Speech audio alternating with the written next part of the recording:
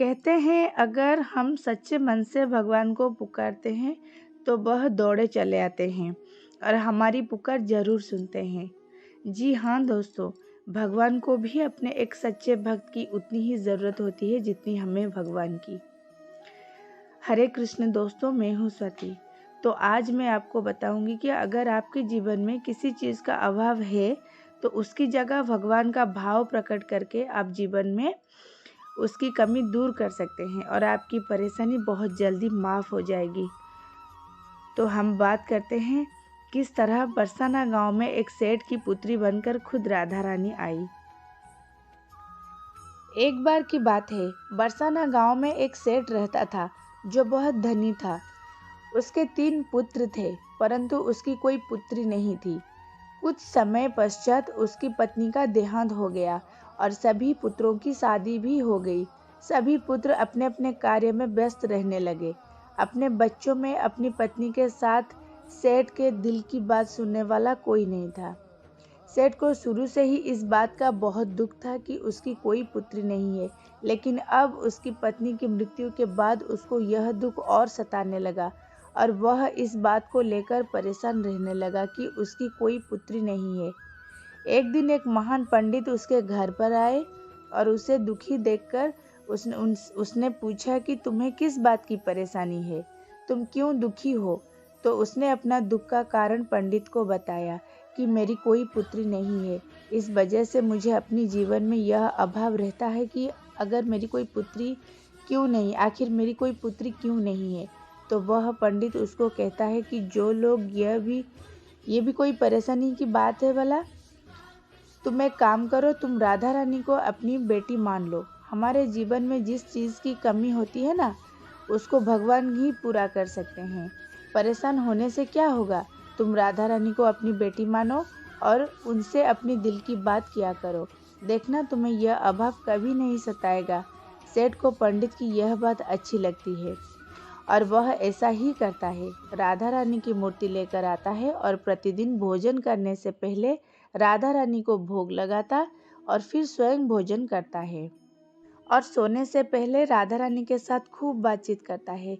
ऐसे ही करते करते वह दिल से राधा रानी को अपनी बेटी मानने लगा और वह भूल ही गया कि उसकी कोई बेटी नहीं है। उसे इस बात का आभास होने लगा कि उसकी पुत्री सच में है और वह बहुत दिल से उसे अपनी पुत्री मानने लगा। जब तक वह बात ना करता, उसे भोजन ना खिलाता, तो उसका मन नहीं लगता और जब वह यह बात करता तो उसके मन को बहुत संतुष्टि मिलती, जैसे उसे पता नहीं क्या मिल गया हो। तो दोस्तों, एक दिन सेठ के घर पर एक चूड़ी बेचने वाली मनहारन आती थी और वह उसकी बहुओं को चूड़ियाँ पहना कर जाती थी। एक दिन वह चूड़ी बेचने वाली घर पर आई और उसने सेठ के बेटे की तीनों बहुओं की चूड़ी पहनाई और उसके साथ जब सेठ की बहुएं चूड़ी पहनकर चली गई तो उसके सामने एक और ही कन्या आई और उसने कहा कि मुझे भी चूड़ियाँ पहना दो। चूड़ी वाला ने सोचा कि शायद सेठ के घर पर कोई मेहमान आया हुआ है, तो उसने भी चूड़ी पहना दी और उसके बाद वह चूड़ी वाली सेठ से पैसा मांगने के लिए सेठ की दुकान पर पहुंची और बोली कि चूड़ी के पैसे दे दो और उसने पहले से अधिक पैसे मांगे। वो जितने पैसे मांगती थी उससे अधिक पैसे मांगे। तो सेठ ने कहा कि तुमने चूड़ी का दाम बढ़ा दिया है क्या। तो उसने कहा कि नहीं, मैंने चूड़ी का दाम तो नहीं बढ़ाया, परंतु आज मैं 4 को चूड़ी पहनाकर आई हूँ। उसने कहा मेरे घर पर तो 3 ही बहुएं हैं। तो फिर चूड़ी वाले ने ये बोली कि नहीं, मैंने आज 4 को चूड़ी पहनाई है। सेठ ने कहा कि तुमसे कोई गलती हुई है, मेरे घर पर तो चूड़ी पहनने के लिए मेरी सिर्फ 3 बहू है। और तो उसने 3 के पैसे चूड़ी वाले को दे दिए और चूड़ी वाले भी बिना कुछ कहे पैसे लेकर अपने घर चली गई। रात को सेठ घर आया और हमेशा की तरह राधा रानी की भोग लगाकर उनसे खूब सारी बातें कर फिर सो गया। उस दिन रात को सेठ के सपने में राधा रानी आई और कहने लगी, बाबा, तुमने चूड़ी वाले को मेरी चूड़ी के पैसे क्यों नहीं दिए। जब तुम मुझे अपनी बेटी मानते हो तो तुमने मेरी चूड़ी के पैसे क्यों नहीं दिए। और ऐसा कहकर एक लाडली बेटी की तरह वो रोने लगी। ये सब देखकर सेठ की आंखें खुल गई और वह भी रोने लगा। जब सुबह हुई तो वह चूड़ी वाला के घर गया और बहुत सारी स्वर्ण मुद्राएं उसके पैर पे रख दी और उसने बताया कि तुम कल सच बोल रही थी, तुमने कल 4 को ही चूड़ी पहनाई थी। मैंने राधा रानी को अपनी बेटी माना, तो तुम बहुत भाग्यशाली हो जिसको राधा रानी के दर्शन हुए। और इतने दिनों के दर्शन से तड़प रहा हूँ मैं, अगर तुमने एक बार भी उनके दर्शन कर लिए तो यह बोलकर वो रोने लगा और फिर बोला कि तुम्हें चूड़ी का जो भी दाम चाहिए मुझसे मांग लो।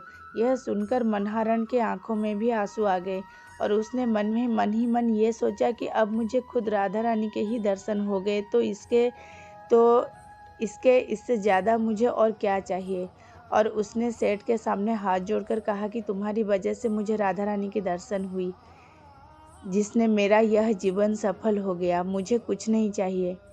तो दोस्तों, देखा कि जब हम भगवान को दिल से पुकारते हैं, उनकी पूजा अर्चना करते हैं, तो वह कैसे हमारे पास दौड़ के चले आते हैं। आशा करती हूँ ये कहानी आपको बहुत अच्छी लगी होगी।